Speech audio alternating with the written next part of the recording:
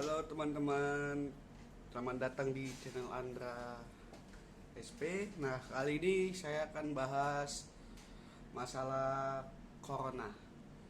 Ya, corona, apa itu corona? Corona adalah suatu kelompok virus yang dapat menyebabkan penyakit pada hewan, manusia. Beberapa jenis coronavirus diketahui menyebabkan infeksi saluran nafas pada manusia, mulai dari batuk hingga yang lebih serius seperti Middle East Respiration Syndrome atau MERS dan Surface Outset Respiration Syndrome atau SARS. Coronavirus jenis baru yang ditemukan menyebabkan penyakit COVID-19. Apa aja gejala dari COVID-19? Gejala-gejala COVID-19 yang paling umum adalah demam, batuk ringan ya, batuk gitu. Habis itu dan rasa lelah. Ada juga gejala lain yaitu lidah atau penciuman atau enggak perasa dari lidah akan mengurang atau istilahnya mati rasa. Dan pasien meliputi rasa nyeri dan sakit di lasnya itu hidung tersumbat, sakit kepala, konjungtivitis, sakit tenggorokan, diare, kehilangan indera, rasa yang tadi saya sebutkan itu, ruam pada kulit, atau perubahan warna jari tangan atau kaki. Gejala-gejala yang dialami biasanya bersifat ringan dan muncul bertahap. Beberapa orang menjadi terinfeksi tetapi hanya memiliki gejala ringan. Sebagian besar, 80% dari orang yang terinfeksi berhasil pulih tanpa perlu perawatan khusus. Sekitar 1 dari sampai 5 orang terinfeksi COVID-19 menderita sakit parah dan kesulitan napas. Orang-orang lansia dan orang-orang yang kondisi medis penyerta seperti tekanan darah tinggi, gangguan jantung, paru-paru, diabetes, kanker, kemungkinan lebih besar mengalami sakit lebih serius. Namun siapapun dapat terinfeksi COVID-19 dan mengalami sakit yang serius.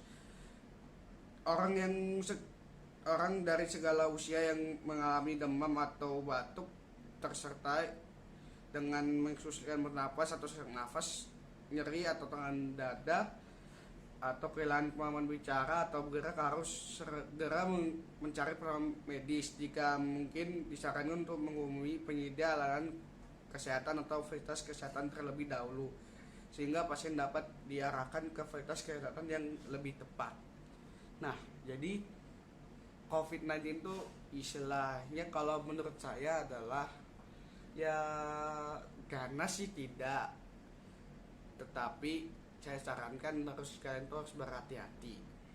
Nah, cara mencegahnya adalah dengan mencuci tangan setelah dari luar rumah dan menggunakan hand sanitizer atau ya semacam itu.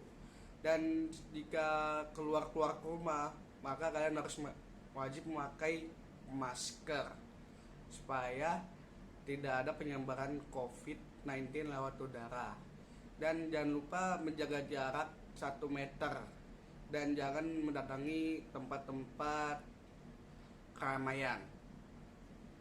Nah, saya akan kasih contoh bahwa prosedur buat ke masjid atau untuk beribadah ke masjid ini saya ngambil salah satu ya, karena saya muslim, jadi saya ngambilnya masjid. Dan inilah kutipan.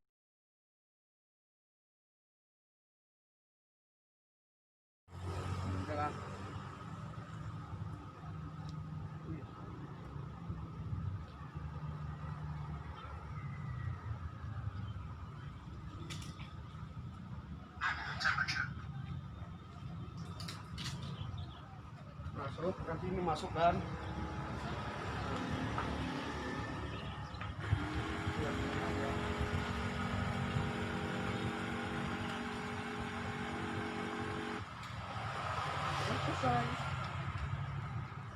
Nah, kalian tadi udah ngeliat kan prosedur dari untuk memasuki masjid.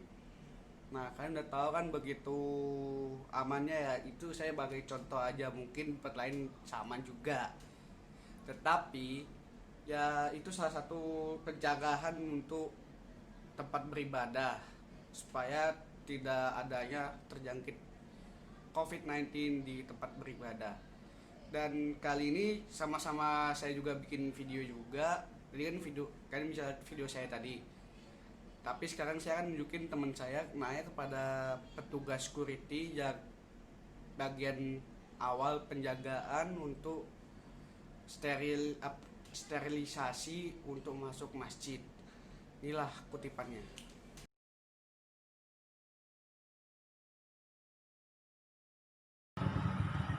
Sebelum masuk ke masjid, apa saja sih yang harus kita lalui, Pak? Harus melalui, kan pintunya satu aja sekarang, kalau dulu kan dua. Sekarang dari pintu utama sini aja. Pertama harus cuci tangan dulu, yang kedua cek suhu, ketiga masuk ruangan untuk steril itu kan. Iya. Habis dan ini harus pakai masker. Oke. Habis itu masuk ke dalam masjid. Di Berarti dalam yang kita bawa masker aja tuh, Pak? masker sama sajadah. Kalau nggak bawa sajadah nggak masalah, yang penting pakai masker. Jadi udah disiapin gitu, Pak? Juga ada yang baru gitu dari masjid? Atau ganti-ganti Kalau gitu? masker dulu disiapin, tapi ini pas stoknya habis juga, ini harus bawa sendiri dari rumah. Kalau sajadah, Pak? Sajadah bawa sendiri boleh, nggak bawa juga. Kan karpetnya udah dilepasin juga, nggak ada karpet. Oh iya, Pak, tadi kan pas waktu dicek suhu itu kan kita ada misalnya itu batas normalnya kalau di bawah suhu tinggi itu berapa sih, Pak? Biasanya 75 maksimal. Kalau misalnya ada gitu yang lebih gimana tuh, Pak? Lebih harus istirahat dulu karena kalau habis jalan kan, biasanya di jalan itu kan panas, nanti dia istirahat sebentar, kira-kira 3 menit sampai 5 menit kembali normal. Kalau tetap masih di atas batas maksimal, ya kita izinkan masuk. Oke lah, Pak, makasih ya, Pak. Yuk. Nah, kan tadi udah kan teman saya nanya kepada security. Ya itu saya ngambil contoh aja karena bukan karena saya malas atau sebagainya, karena ya saya nggak bisa ngambil lama-lama atau berdiam di tempat lama-lama di situ karena sudah azan juga. Pas waktu itu saya mau nanya, jadinya habis sholat saya jadinya langsung pergi pulang. Nah, kalian bisa denger kan, itu salah satunya yang ditanyakan oleh teman saya. Nah, jadi walaupun kita dimanapun berada, kita itu harus tetap waspada terhadap corona. Itu misal keluar harus pakai masker. Yang penting kita harus pakai masker dan selalu cuci tangan. Karena apa? Karena dari situlah awal dari gejala COVID-19 menyebar. Dan saya akan membagikan status Balikpapan COVID-19 di Balikpapan sekarang. Sekarang teridentifikasi yaitu totalnya ada 3.015 orang yang terjangkau positif COVID-19, dan yang dirawat di rumah sakit 118, dan isolasi mandiri 105, dan sembuh totalnya 2037, yang meninggal 185. Sedangkan yang suspek atau orang dalam pemantauan yaitu isolasi mandiri yaitu 399, selesai isolasi mandiri 9.920, jadi total indikasi mandiri yaitu 10.319. Sedangkan sampel swab yaitu jumlah sampel swab itu 82 orang. Dalam proses yaitu 82 orang. Jumlah sampel swab selesai yaitu 5.326. Jadi total jumlah swab yang dilakukan adalah 5.408. Nah, Balikpapan juga termasuk yaitu zona merah ya, zona merah.